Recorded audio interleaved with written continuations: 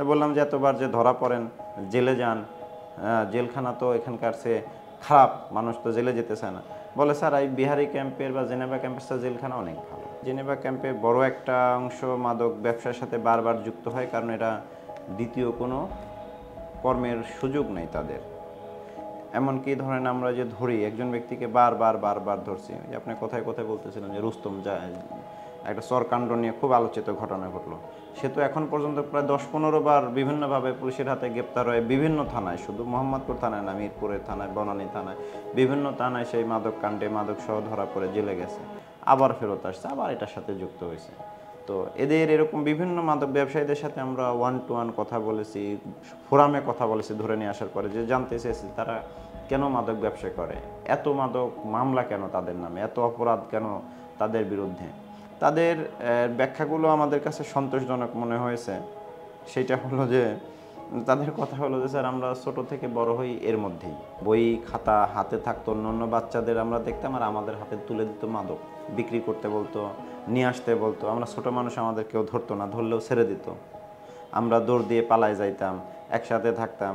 আমাদের পড়াশোনা করার কোনো সুযোগ নাই, আমাদের আয়ের কোনো ব্যবস্থা নেই।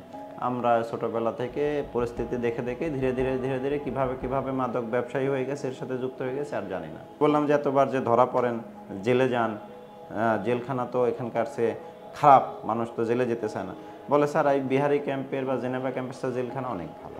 জেনেভা ক্যাম্পে তো একটা গোসল করার জায়গা নেই, নোংরা, দুর্গন্ধ, ময়লা চারিদিকে, মানে একটা বিভৎস অবস্থা।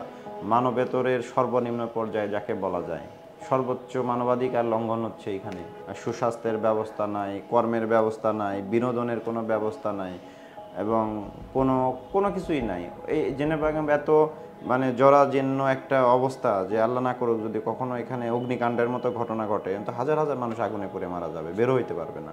জেনেভা ক্যাম্পের যাদের আমরা ধরি মাদক ব্যবসায়ী বা বিভিন্ন অপরাধী, তো জেলে যায়, জেল থেকে সে আবার জেনেভা ক্যাম্পে, ওদের তো বিকল্প যাওয়ার কোনো জায়গা নেই। মানুষ তো বিকল্প থাকলেই না বিকল্প জায়গায় যায়। বিকল্প রুটি রুজির ব্যবস্থা করে দেওয়া, রিজিকের ব্যবস্থা করে দেওয়া, কর্মসংস্থানের ব্যবস্থা করে দেওয়া, ওইটা তো আর আমাদের পার্ট না।